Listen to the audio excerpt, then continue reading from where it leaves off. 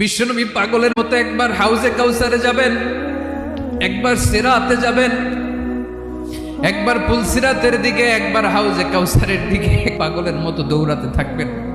তার কোনো গুনাহগার উম্মত যাতে জাহান্নামে ঢুকে না যায়। বিশ্বনবী বলবেন, আল্লাহ, ওই স্পেশাল দোয়াটা দুনিয়াতে করি নাই, আজকে আমি তোমার দরবারে দাঁড়িয়ে কিয়ামতের দিন ওই দোয়াটা করছি। আল্লাহ, আমার যে উম্মতের হৃদয়ে যাররা পরিমাণ ঈমান আছে, আমার একটা উম্মতকেও তুমি জাহান্নামে ঢুকাতে পারবা না।